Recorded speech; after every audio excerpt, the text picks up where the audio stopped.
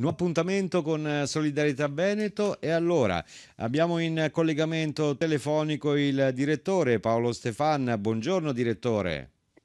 Buongiorno Claudio, spero tutto bene. Sì, grazie. Lei come sta? So che ieri è stata una giornata piuttosto impegnativa per lei. Stanco ma Sì, soddisfatto oppure solo stanco? no, provato sicuramente dopo anche un periodo di preparazione dell'assemblea, ma certamente soddisfatto di quello che siamo riusciti a fare. Ecco, nell'assemblea quali sono i punti principali che avete toccato? Ne avevamo parlato il mese scorso, l'avevamo accennato, però ci puoi illustrare un pochettino per sommi capi che cosa è Sì, emerso e quali erano i punti all'ordine del giorno? beh, diciamo che anzitutto dopo 2 anni era la prima assemblea in presenza, quindi c'è stata una notevole partecipazione.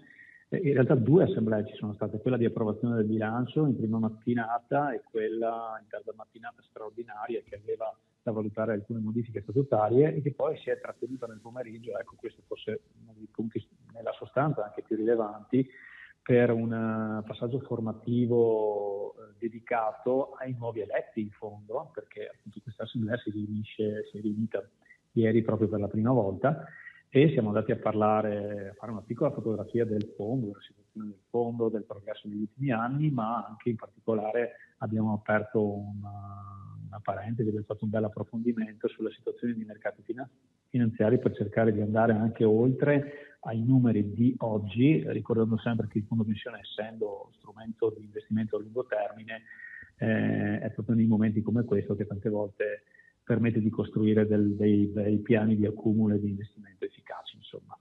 Certo, e quindi avete, mi sembra di capire, analizzato i risultati del primo trimestre come sono stati, cioè l'anno come è iniziato per Solidarietà Veneto, direttore? Beh, diciamo, vado un po' a riprendere i dati che già abbiamo condiviso nelle precedenti trasmissioni, non abbiamo ancora i dati di fine aprile perché verranno Sì? chiuse le valorizzazioni nei prossimi giorni, però questi primi 3 mesi dell'anno sono stati particolarmente difficili, anche aprile si conferma su questa linea, quindi non solo per i fondi pensione, ma in generale per tutte le forme di risparmio, sia che siano investite in azioni, sia che siano investite in obbligazioni, questi sono stati 3-4 mesi veramente complicati per due temi sostanzialmente. Da un lato la guerra che ha messo in difficoltà i mercati azionari, anche se in realtà i mercati obbligazionari forse sono scesi perché, come dire, erano cresciuti troppo prima e dunque era anche fisiologico attendersi una riduzione e io credo che quello che abbiamo visto non sia neanche tanto, considerando che in anni passati, nella nostra esperienza, abbiamo visto delle discese anche più Mm. profonde.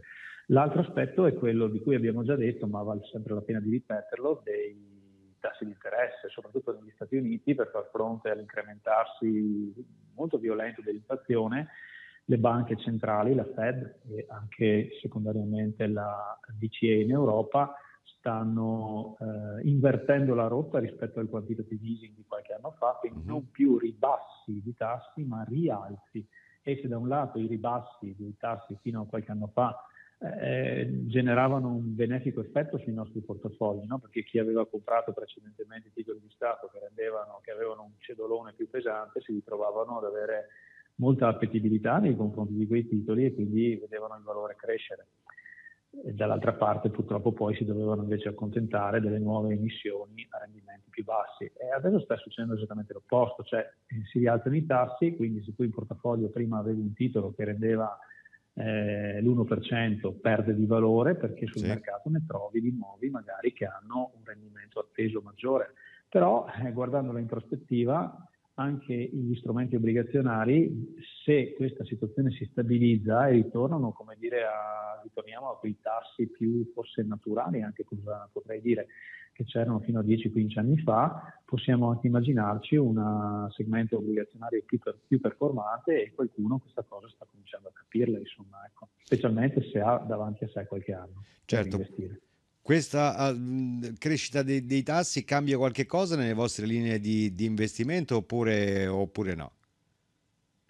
Ma diciamo, cambia piuttosto direi l'atteggiamento degli investitori che se fino a 2 anni fa dicevamo ai nostri iscritti del comparto prudente o garantito che se erano molto distanti dalla pensione era veramente poco opportuno che si posizionassero su comparti di questo tipo, perché avrebbero avuto, come poi in effetti hanno avuto, rendimenti molto bassi.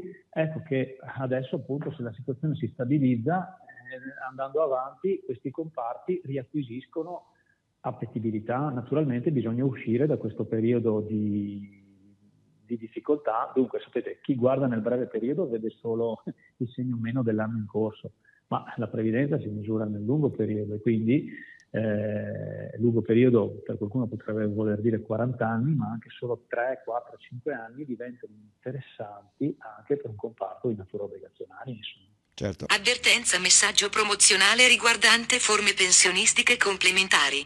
Prima dell'adesione leggere la documentazione prevista da COVIP.